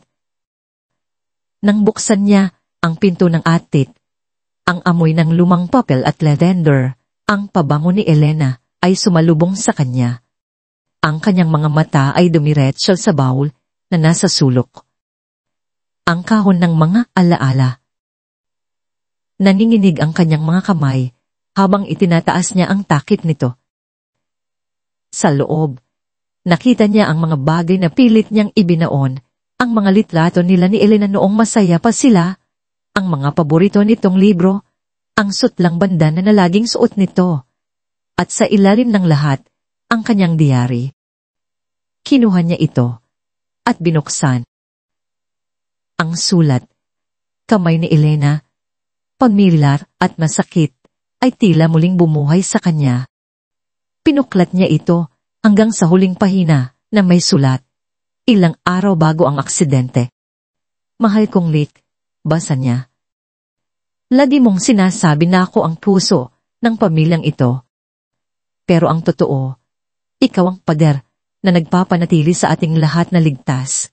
Minsan, natatakot ako sa kung gaano kataas at katibay ang pader na yan. Paano kung isang araw, gumuho ako? Paano kung iwan ko kayo? Ipinapangako mo ba sa akin, mahal ko, na hindi mo ikukulong ang iyong sarili at ang mga bata sa likod ng pader na yan? Dahil ang mga anak natin, kailangan nila ang puso mo. Hindi lang ang lakas mo. Huwag mo silang iiwan sa dilin. Maging ilaw ka para sa kanila. Bawat salita ay isang patalim na tumusok sa kanyang konsensya. Isinara niya ang diary. Ang mga luha ay malayang dumadaloy sa kanyang mga pisngi. Yun mismo ang ginawa niya. Ikinulong niya ang kanyang sarili. Iniiwan niya ang kanyang mga anak sa dilim. At ang pagtataboy niya kay Aya, iyon ang huling kandado sa pinto ng kanilang kulungan.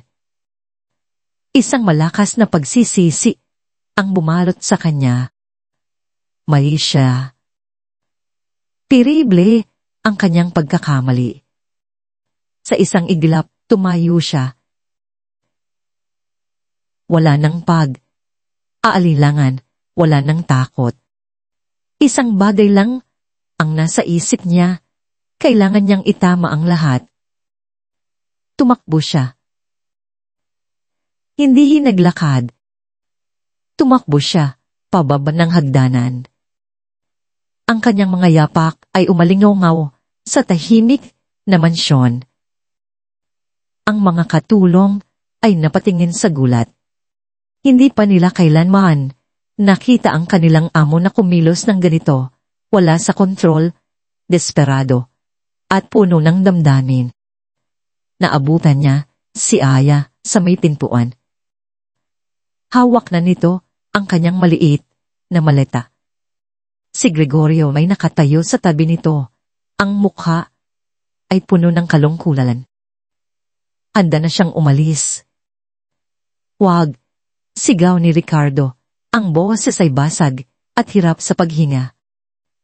Napalingon si Aya. Gulat na gulat. Uminto si Ricardo sa harapan niya. Ang kanyang dibdib ay umaalon sa pagod at emosyon. Hindi na siya ang malamig na milyonaryo. Siya ay isang amang nagmamakaawa. Pakiusap, sabi niya. Ang mga salita ay hirap lumabas. Manatili ka. Huwag kang umalis. Tumingin siya diretso sa mga mata ni Aya. Ang sarili niyang mga mata ay puno ng luha. Hindi ko alam kung paano, amin niya. Ang kanyang boses ay isang bulong ng pagsuko. Hindi ko alam kung paano maging ama nang wala siya. Pakiusap. Tulungan mo ako. Natigilan saya.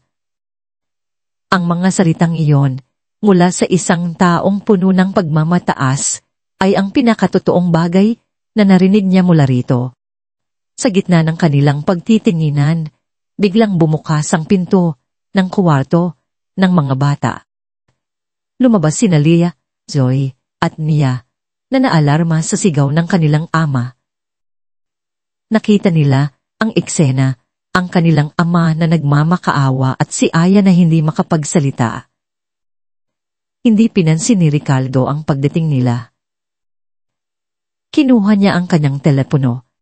Alam niya kung ano ang susunod na dapat gawin. Denial niya ang isang numero. Pilar, sabi niya nang may sumagot sa kabilang linya. Ricardo, ano na ang nangyari sa walang modong yaya na yan? Pinaalis mo na ba? Humina ng malalim si Ricardo. Makinig ka, Pilar, at makinig kang mabuti dahil minsan ko lang itong sasabihin. Ang kanyang boses ay kalmado na, ngunit may bigat ng bakal. Mula ngayon, sa pamamahay na ito, uusapan namin si Elena araw-araw. Iiyakan namin siya kapag kailangan at tatawanan namin ang mga alaala niya. Hindi na siya isang multo. Siya ang aming ilaw. Nagkaroon ng katahimikan sa kabilang linya. At si Aya, pagpapatuloy ni Ricardo, ang tingin ay na kay Aya pa rin, ay mananatili rito. Kasama namin. Kasama ko, para tulungan kaming buuin muli ang nawasak. Kung hindi mo kayang tanggapin yon, kung hindi mo kayang igalang ang mga patakaran ng aking pamamahay, kung gayon ang pinto ng bahay na ito ay habang buhay ng sarado para sa'yo. Bago pa man makasagot si Donna Pilar, ibinaba na ni Ricardo ang tawag. Katahimikan. Isang katahimikang hindi na mabigat, kundi puno ng pag-asa. Dahan siyang humarap sa kanyang mga anak na nakatayo sa likuran ni Aya. Ang mukha ni Ricardo ay basa ng luha, ngunit sa unang pagkakataon, isang maliit na ngiti ang sumilay sa kanyang mga labi. Ibinuka niya ang kanyang mga braso, isang paanyayang matagal na nilang hinihintay. Halik kayo kay Papa, sabi niya, ang boses ay nanininig ngunit puno ng pagmamahal. At ang tatlong bata, sa isang iglap, ay tumakbo. Yumakap sila sa kanilang ama, nang napakahigpit, na para bang hindi na nila ito bibitawan pa. Niyakap sila ni Ricardo pabalik. Isinugsob ang kanyang mukha sa kanilang mga buhok at humagulgol. Isang iyak ng sakit, ng pagsisisi, at ng walang katapusang pag-ibig na sa wakas ay nakalaya na. Ang pagler ng yelo ay tuluyan ng gumungo. Lumitas ang ilang buwan. Ang mansyo ng mga dila, Merced, ay hindi na ang malamig at tahimik na museo ng nakaraan. Ito ay naging isang tahanan.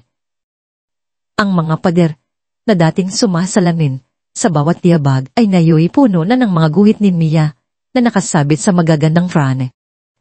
Ang mga pasilyo na dati inilalakaran lamang ang mga nagmamadaling katulong ay ngayoy palaruan na ni Lea at Doy. Ang kanilang mga hadikdik ay umaalingaw na parang musika. At ang piano, sa sala, na matagal, nang natatakpan ng puting kumot, ay bukas na muli. Isang hapon, ang marahang tunog ng piano ay naririnig mula sa sala. Si Ricardo, na nakasuot ng simpleng danit pamahay, ay nakaupo sa harap nito. Tinuturuan niya si Mia ng isang simpleng kanta, ang paboritong lullaby ni Elena.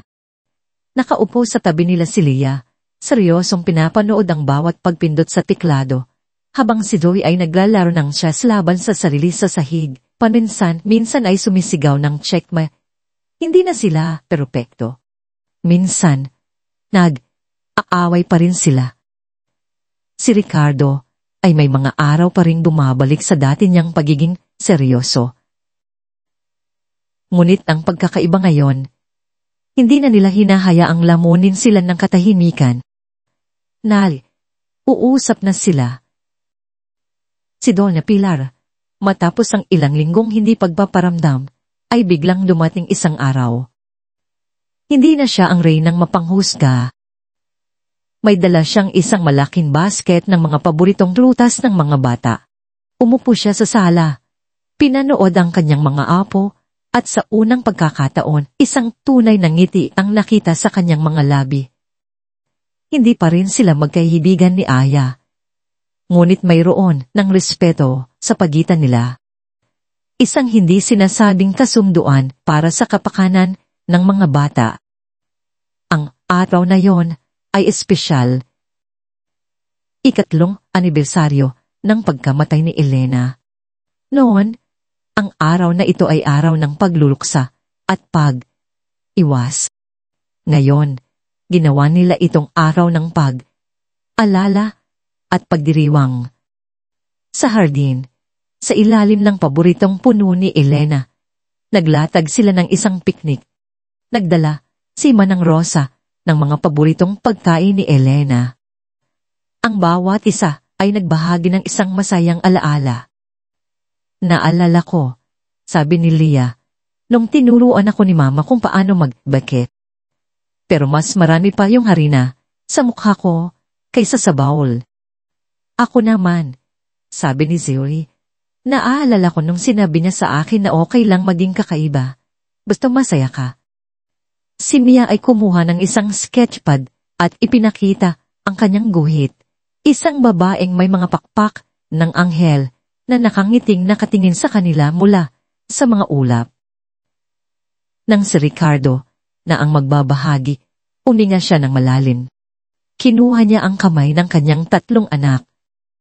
Ang pinakamasayang alaala ko sa mama ninyo, sabi niya. Ang boses ay puno ng emosyon, ay ang araw na sinabi niya, oo nung tinanong ko kung gusto niyang maging asawa ko. Dahil sa araw na yon, nagsimula ang pinakamagandang kabanata ng buhay ko. Ang kabanatang nagbigay sa akin sa inyong tatlo. Tumingin siya kay Aya na tahimik na nakaupo sa tabi nila. At ang kabanatang iyon ay hindi pa tapos. Nagsisimula pa lang itong muli.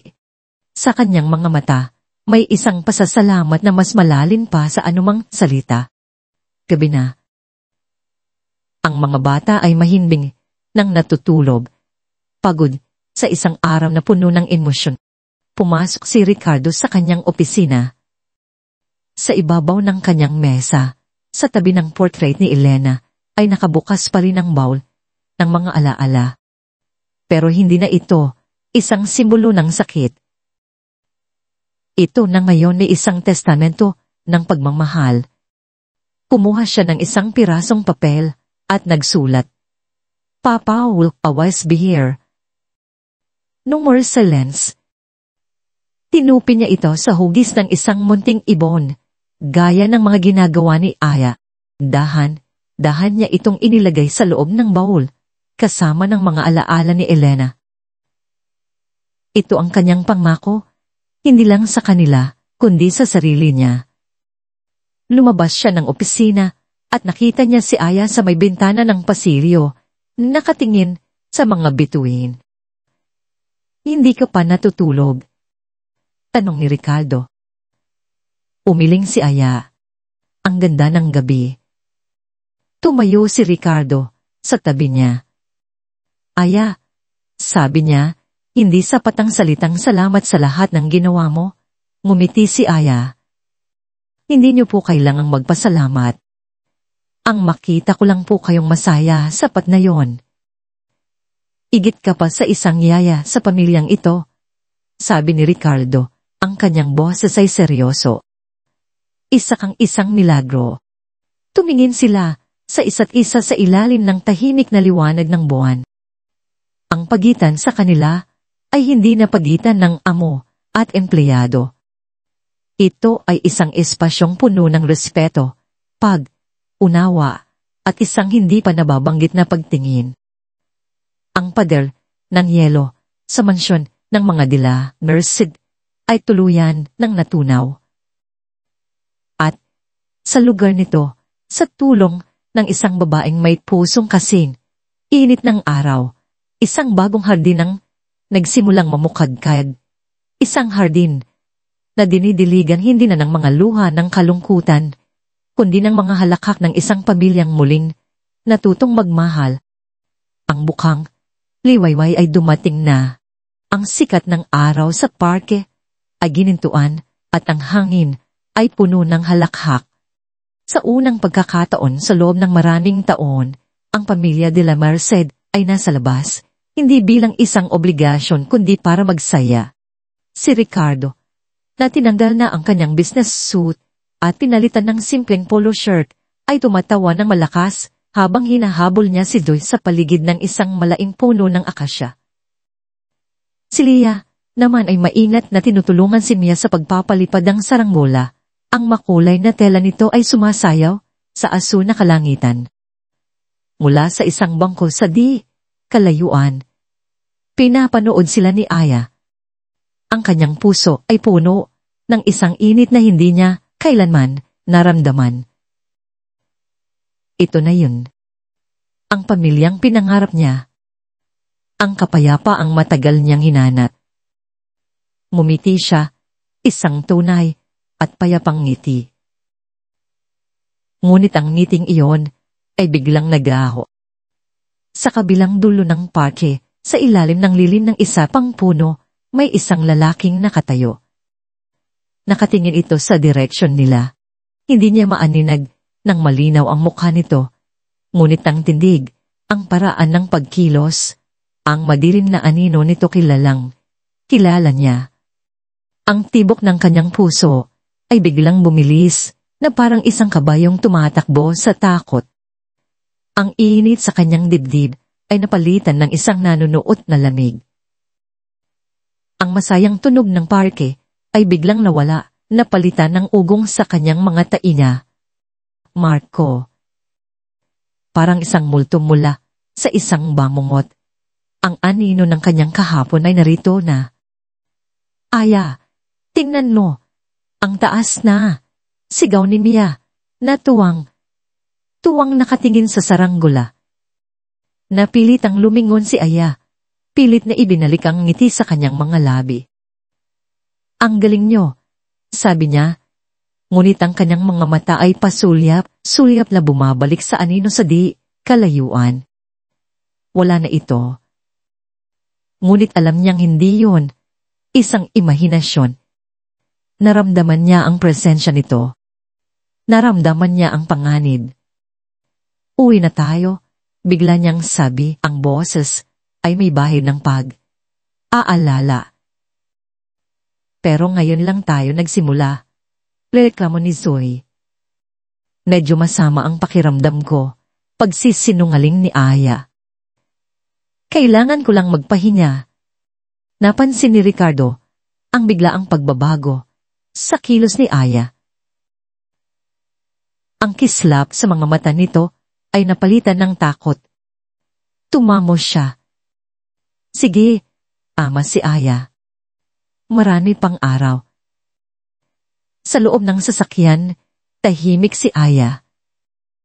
Ang kanyang mga kamay ay magkahawak ng mahigpit sa kanyang kandungan. Ang mga bata na nakaramdam sa tensyon ay nanahimik na rin. Ang sumunod na mga araw ay isang impyerno para kay Aya. Bawat tanino, sa gabi, bawat tunog ng sasakyan, sa labas ay nagpapadala ng takot sa kanyang puso. Sinubukan niyang maging normal sa harap ng mga bata. Ngunit ang kanyang mga ngiti ay pilit at ang kanyang mga mata ay laging malayo ang tingin. Isang gabi, habang alis siya sa kusina, tumunog ang kanyang telepono. Isang numero na hindi nakarehistro. Hello, kamusta ka na, Aya? Ang boses, ang malambing, ngunit makamandag na boses na yon. Nanigas si Aya. Ang baso na hawak niya ay halos mahulog. Marco, nakita kita sa parke. Mukhang masaya ka na. May bago ka ng pamilya, di ba? Ang yaman pa. Paano mo ako nahanap? Nanginginig niyang tanong.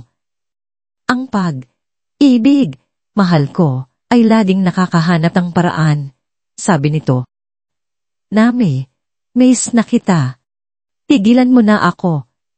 Pakiusap ni Aya. Bakit? Magsisimula pa lang tayo ulit. At ibinaban niya ang tawag.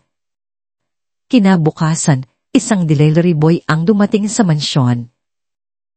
May dala itong isang malaking buket ng mga pulang rosas.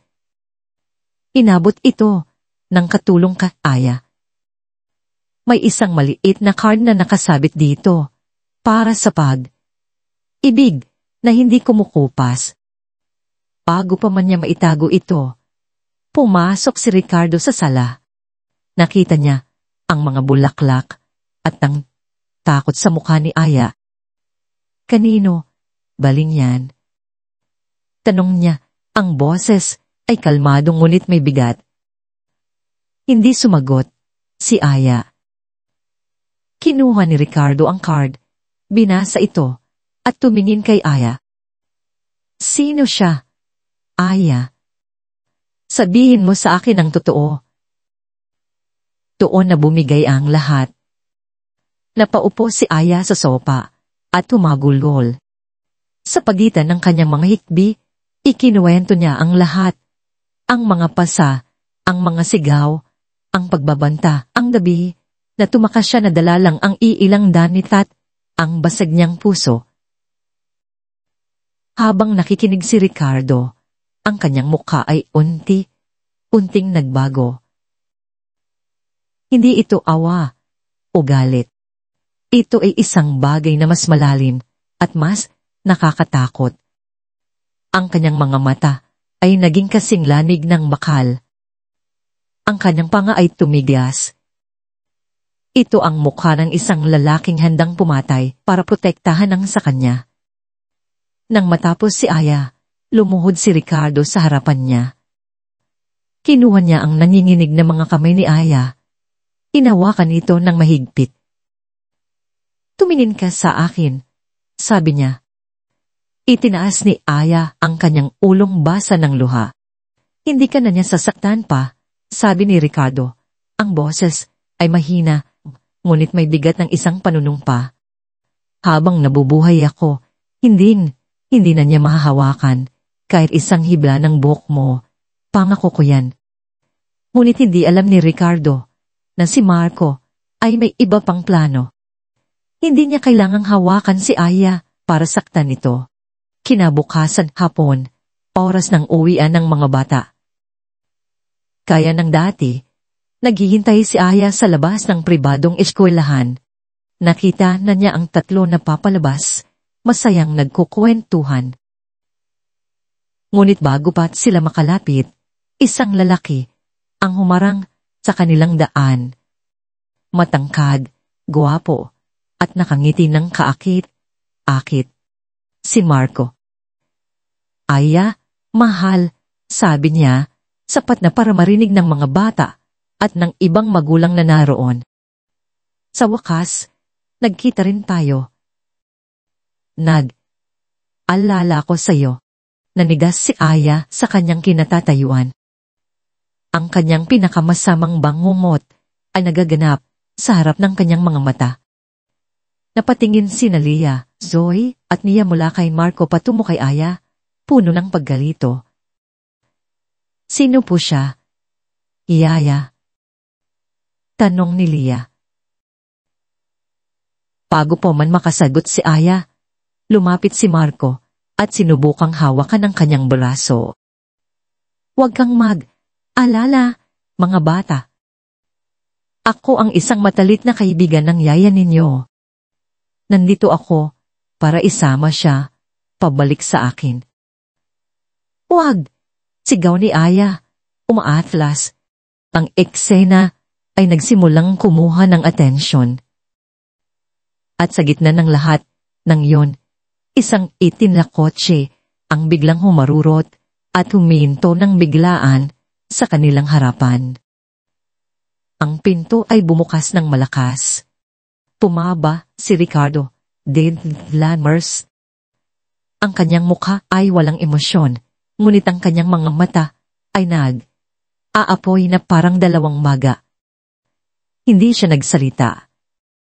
Naglakad lang siya at tumayo sa pagitan ni Marco at ni Aya, matatag na parang bato.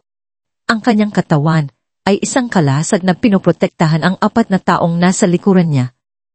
"Lumayo ka sa kanila," sabi ni Ricardo.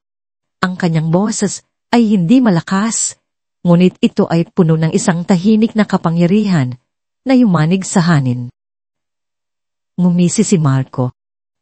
"At sino ka para utusan ako, Mr. de Lammers?" Ang amo niya. "Hindi," sagot ni Ricardo, ang kanyang mga mata ay hindi kumukura. "Ako ang lalaking magtatanggol sa pamilya ko." Ang dalawang lalaki ay nagkatitigan.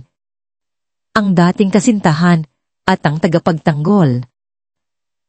Ang anino ng kahapon laban sa pangako ng bukas. At sa gitna, isang babae at tatlong bata ang naghihintay kung aling tadla ang mas matibay.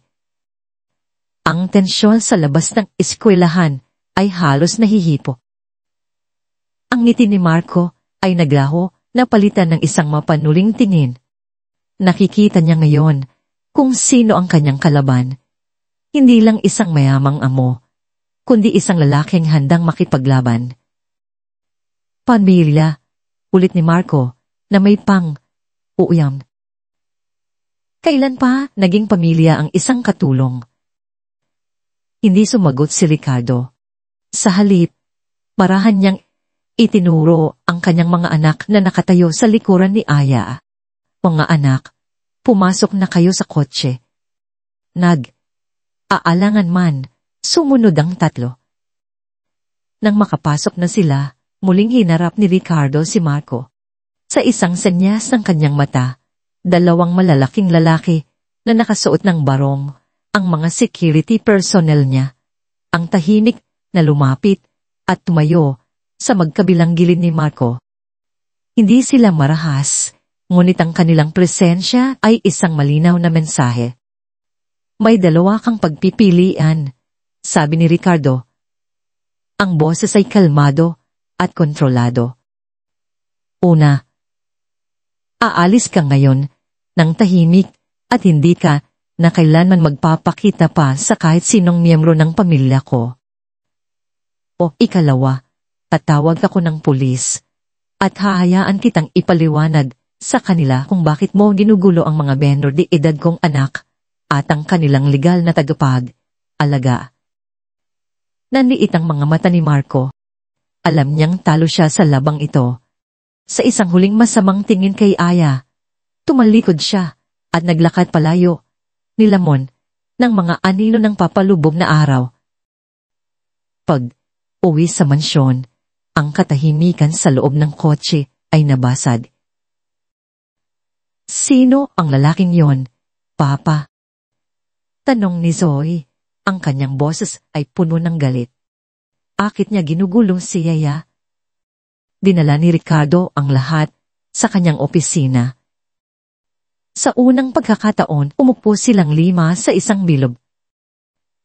Walang mesa sa pagitan nila. Walang pader. Ang lalaking iyon, nagsimula si Ricardo, ay parte ng nakaraan ni Aya. Isang nakaraang hindi na natin ahayaang bumalik. Ipinaliwanag niya sa paraang mauunawaan ng mga bata nang hindi nagbibigay ng mga marahas na detalye na si Marco ay isang taong nanakit kay Aya noon at tungkulin nilang lahat na protektahan siya ngayon. At doon, ipinakita ng mga bata ang kanilang pagbabago. Si Zoe, gamit ang kanyang laptop, ay tahimik na research. Pagkalipas ng isang oras, ipinakita niya sa kanyang ama ang isang screen na puno ng impormasyon, mga utang ni Marco sa iba't ibang tao, mga reklamo sa social media tungkol sa kanyang mga panluloko. Hindi lang siya masama, Papa. Isa siyang kriminal. Si Leah, ang laging aalala sa mga patakaran, ay lumapit kay Aya. Huwag kang alalaya, Aya, sabi niya. Hinawakan ng kamay nito. Sinabi ni Papa na poprotektahan niya tayo. At kapag may sinabi si Papa, ginagawa niya. Ang kanyang pananampalataya sa ama ay buo na. At si Nia, hindi siya nagsalita. Pumasok siya sa kanyang silid at bumalik na may dalang isang bagong guhit. Ipinakita niya ito sa lahat. Isang malaking pader na bato, matibay at hindi magigiba.